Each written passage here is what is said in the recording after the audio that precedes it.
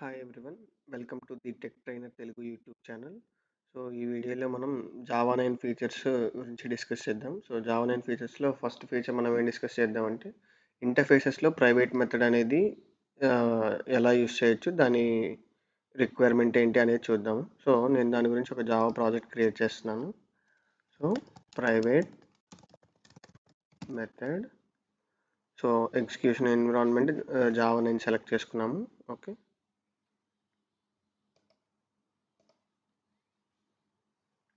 So, project create అయింది. So, ప్యాకేజ్లో ఎస్ఆర్సీలో package create చేస్తున్నాను. com.ttt tech trainer అని చెప్పేసి. సో, దీంట్లో ఇంటర్ఫేస్ ఒకటి ఎగ్జాంపుల్ తీసుకుంటున్నాను, ఎందుకంటే మనం మాట్లాడుకునేది ప్రైవేట్ మెథడ్స్ ఇన్ ఇంటర్ఫేస్ కాబట్టి. సో, ఒక ఇంటర్ఫేస్ క్రియేట్ చేస్తున్నాను. సో, ఆ ఎగ్జాంపుల్ ఏం తీసుకుంటున్నానంటే క్యాలిక్యులేటర్ అనే ఎగ్జాంపుల్ తీసుకుంటున్నాను. Okay. So, naming convention calculator. Okay.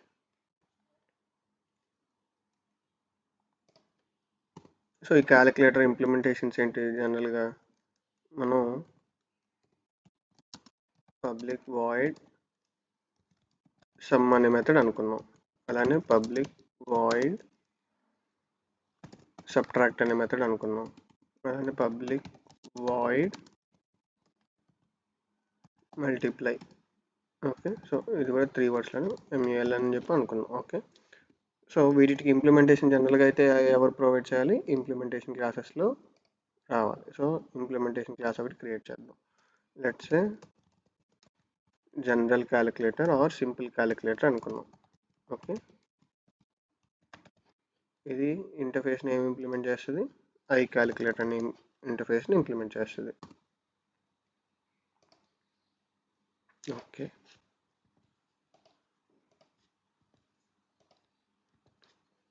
So, జనరల్గా ఏంటి మనం నెంబర్స్ తీసుకోవాలి కాబట్టి డిక్లేర్ చేయలేదు ఇందాక. So, int A comma int B. So, అన్ని టూ నెంబర్స్ని తీసుకుంటాయి. Okay. Int A comma int B, int A comma int B. Okay. So, ఇప్పుడు ఇక్కడ సేమ్ ఇంప్లిమెంటేషన్ కదా, int A comma int B. Copy paste. Okay. So, మన default implementation ఏంటి? SYSO A plus B equal to A plus B.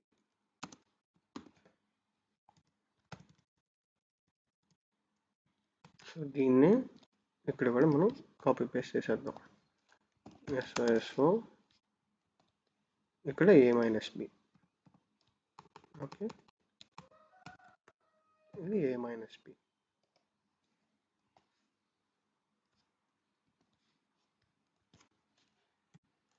SYSO A minus B. ఇక్కడేమో A into B.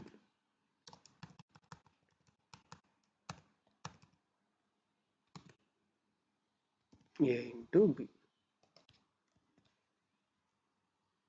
Okay. Save చేసాం. ఇప్పుడు దీన్ని execute చేసి చూద్దాం. So, execute చేయడానికి main method ఉండేదానికి ఒక అప్లికేషన్ క్లాస్ అని క్రియేట్ చేస్తున్నాను. ఓకే.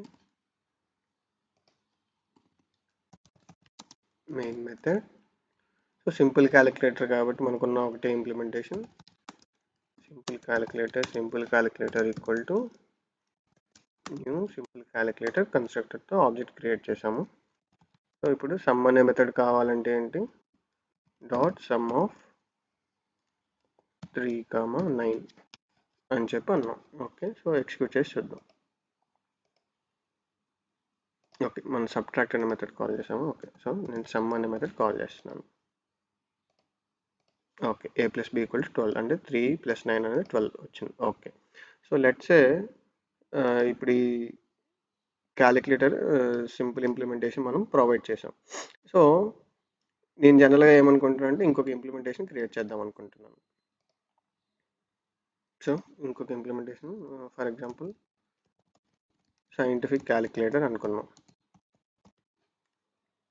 సో, ఇది కూడా ఇంప్లిమెంట్స్ క్యాలిక్యులేటర్ అని చెప్పి ఇంప్లిమెంట్ చేస్తుంది అనుకున్నాం. ఓకే. సో ఇది కూడా ఏం చేయాలి, మెథడ్స్ని ఇంప్లిమెంట్ చేయాలి. ఓకే. సో లెట్స్ సే ఈ సైంటిఫిక్ క్యాలిక్యులేటర్ అనేది కూడా ఈ implementation same as simple calculator లాగా ఇంప్లిమెంట్ చేస్తుంది అనుకుందాం. సో అందుకని నేను మనం టైపింగ్ ఎందుకు చేయటం అని కాపీ పేస్ట్ చేస్తున్నాను, so that we can save some time. Okay. So in addition to this simple calculator, ఈ సైంటిఫిక్ క్యాలిక్యులేటర్ ఏం చేస్తుందంటే ఇంకా 1 or 2 ఇంప్లిమెంటేషన్స్ ఉంది, 1 or 2 ఫంక్షనాలిటీస్ ప్రొవైడ్ చేసింది. అది ఏంటంటే let's say public void division అని చెప్పి అనుకుందాం. సో div అని చెప్పి అంటున్నాను, int a comma int b. Okay. SYSO a divides b equal to a by b. Okay. So ఇంకొకటి మాడ్యులస్ అనుకుందాం. So public void mod int a comma int b. Okay. SYSO a percentile b equal to a percentile b. Okay. So ఇప్పుడు మనం simple calculator, scientific calculator కనుక చూసుకుంటే ఈ implementations ఏమైనాయి, common implementations అయిపోయినాయి. ఏది సమ్, సబ్ట్రాక్షన్, మల్టిప్లికేషన్ అనే వాటికున్న implementations common implementations అయిపోయినాయి.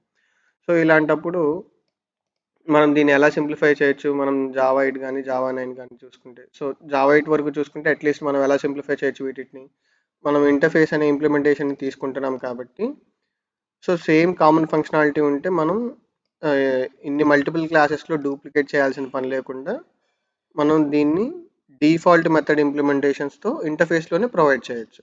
సో మనం దీన్ని ఎలా మాడిఫై చేయొచ్చు అంటే, ఇక్కడ నేను ఈ ఇంప్లిమెంటేషన్స్ తీసేస్తున్నాను, ప్లస్ అలానే సింపుల్ క్యాలిక్యులేటర్లో కూడా తీసేస్తున్నాను. ఇప్పుడు ఇంటర్ఫేస్ ఐ క్యాలిక్యులేటర్లో మనం వీటిని ఏం చేయొచ్చు అంటే పబ్లిక్ వాయిడ్ సమ్ అనే ఇట్లాగా అబ్స్ట్రాక్ట్ మెథడ్స్ కాకుండా డిఫాల్ట్ మెథడ్స్గా ఇంప్లిమెంట్ చేయొచ్చు. ఎందుకంటే ఆల్రెడీ ఈ ఇంప్లిమెంటేషన్ క్లాసెస్ అనేవి ఇంటర్ఫేస్ని ఇంప్లిమెంట్ చేస్తున్నాయి కాబట్టి, సో డిఫాల్ట్ మెథడ్స్ బై డిఫాల్ట్గా ఈ ఇంప్లిమెంటేషన్ క్లాసెస్కి అవైలబుల్ ఉంటాయి. Okay. So default void some int a comma int b. Okay.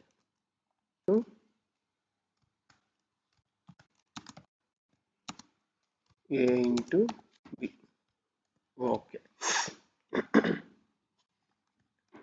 So let's say now చూడండి, ఇప్పుడు ఇంప్లిమెంట్స్ ఐ క్యాలిక్యులేటర్ అన్న మనకి అబ్స్ట్రాక్ట్ మెథడ్స్ ఇంప్లిమెంట్ చేయాలనే కాంపైలేషన్ ఎర్రర్ అని చూపించట్లేదు, ఎందుకంటే అబ్స్ట్రాక్ట్ మెథడ్స్ లేవు, ఓన్లీ మనం డిఫాల్ట్ ఇంప్లిమెంటేషన్ ప్రొవైడ్ చేస్తాం.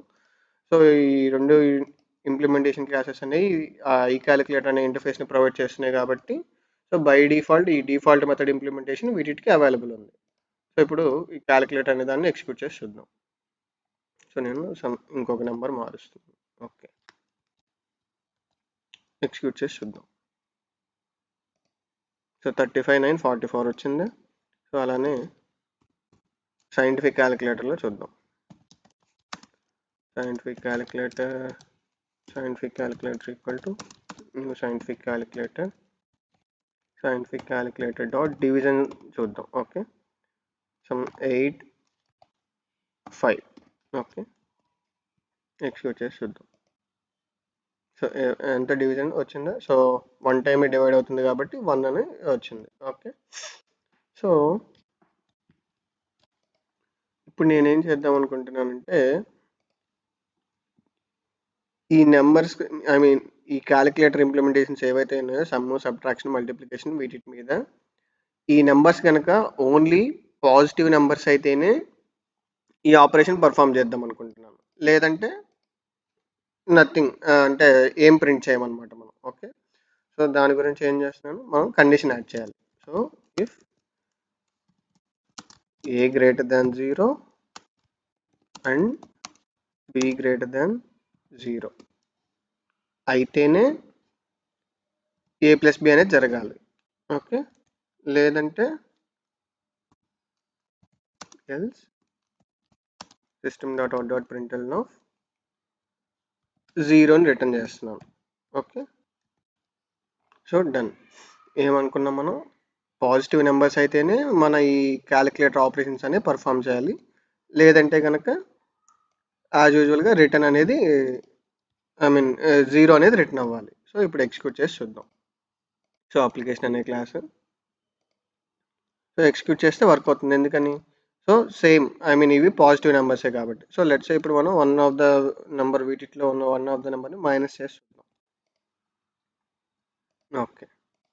సో ఇప్పుడు ఇది మైనస్ నెంబర్ అయ్యేటప్పటికి సమ్ అనే ఇంప్లిమెంటేషన్లో ఏమొస్తుంది, జీరో అనేది రిటర్న్ వస్తుంది. ఓకే. సో ఇప్పుడు మనం దీని గురించి ఫర్దర్గా డిస్కస్ చేసుకుంటే, ఇప్పుడు ఈ మూడిట్లో కామన్ ఏముంది మనకి, ఇలాగా ఒక కండిషన్ ఉంది, అంటే పాజిటివ్ నెంబర్స్ అయితేనే అనే కండిషన్ ఉంది. దానికి ఇట్లా డిఫాల్ట్ ఇంప్లిమెంటేషన్ ఉంది. ఇప్పుడు పాజిటివ్ నెంబర్స్ అవునా కాదా అనేది బేస్ చేసుకొని ఈ కండిషన్, సో లెట్స్ సే ఈ కండిషన్ రేపు వేరే ఇంకేదన్నా వచ్చిందనుకోండి, మళ్ళీ మూడిట్లో మనం మాడిఫై చేయాలి. సో అంటే ఇప్పుడు ఏంటి, కోడ్ డూప్లికేట్ అయింది. సో రేపు కండిషన్ అనేది ఒక్కసారి చేంజ్ అయితే మూడిట్లోనూ చేంజెస్ చేయాలి మనం. సో ఇలాంటప్పుడు దీన్ని మనం ఇంకేం చేయొచ్చు, ఇంకొక డిఫాల్ట్ మెథడ్ పెట్టుకొని, ఇది జావా 8 వరకు అయితే కనుక డిఫాల్ట్ వాయిడ్ అని చెప్పేసి చెక్ పాజిటివ్ అని చెప్పేసి మనం ఒక మెథడ్ క్రియేట్ చేసుకొని ఇంట్ ఏ కామా ఇంట్ బి అని 2 నెంబర్స్ తీసుకొని, సో ఈ కండిషన్ బేస్ చేసుకొని రిటర్న్ వాల్యూ ఇవ్వచ్చు అనమాట. ఏంటి, అప్పుడు వాయిడ్ కాకుండా boolean. Okay, return A greater than 0 and B greater than 0. Okay. So ఇప్పుడు ఇది ట్రూ ఆఫ్ ఫాల్స్ అనేది రిటర్న్ చేస్తుంది ఈ వాల్యూ వచ్చిన దాన్ని బట్టి. ఓకే. ఇప్పుడు మనం ఇక్కడ ఏం చేయొచ్చు, ఈ కండిషన్ తీసేసి, ఓకే, ఇప్పుడు కొంచెం డూప్లికేట్ కోడ్ని మనం ఓమిట్ చేయగలిగాం. సో ఈ డిఫాల్ట్ మెథడ్ ఇలా ఉండేటప్పటికి మనకి ఇంప్లిమెంటేషన్ క్లాసెస్కి ఏమవుతుంది, ఆ డిఫాల్ట్ మెథడ్ కూడా బై డిఫాల్ట్ అవైలబుల్ అవుతుంది. బట్ దాంట్లో ఎటువంటి ఫంక్షనాలిటీ అనేది లేదు కదా. సో ఇది కామన్ లాజిక్ కాబట్టి, ఇలాంటి కామన్ లాజిక్ అనేది ఈ ఆపరేషన్స్కి మాత్రమే యూస్ఫుల్. ఇంప్లిమెంటేషన్ క్లాసెస్కి మనకి అది యూస్ఫుల్ అవసరం లేదు.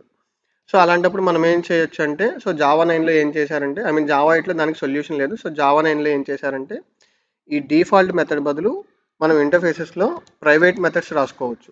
లైక్ యాజ్ మన క్లాసెస్లో అయితే, మన నార్మల్ కాంక్రీట్ క్లాసెస్లో అయితే ఎలా రాస్తాము, కామన్ మెథడ్, కామన్ లాజిక్ ఏదైనా ఉంటే వాటిని ప్రైవేట్ మెథడ్స్లోకి ఎలా అయితే ఎక్స్ట్రాక్ట్ చేస్తామో, అలానే ఇంటర్ఫేసెస్లో కూడా జావా 9 నుండి ప్రైవేట్ మెథడ్స్ అనేది ఇంప్లిమెంట్ చేయడానికి మనకి provision కల్పించారనమాట.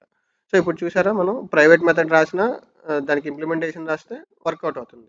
But by default Java 7 వరకు ఏంటి, మనం ఇంటర్ఫేస్లో రాసేవి పబ్లిక్ అబ్స్ట్రాక్ట్ మెథడ్స్ అన్నీ.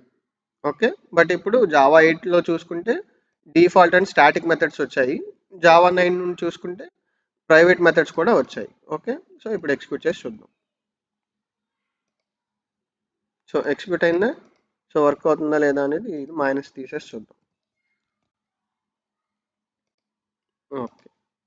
సో ఇప్పుడు ఎగ్జిక్యూట్ చేస్తే, సో రెండింటికి రిజల్ట్ వచ్చింది. 0 అనేది డిఫాల్ట్ రిజల్ట్ కాకుండా, సో మనం ఏవైతే యాక్చువల్ నెంబర్స్ పంపించామో అలా వచ్చింది. ఓకే. సో ఇది అనమాట ఇంటర్ఫేసెస్ అనేది ఎలాంటి పర్పస్ మీద ఈ ప్రైవేట్ మెథడ్స్ అనేవి ఇంప్లిమెంట్ చేసాయి, ఫంక్షనాలిటీ కల్పించాయి అనేది ఇది మనం ఒక ఎగ్జాంపుల్ చూసాం. ఓకే.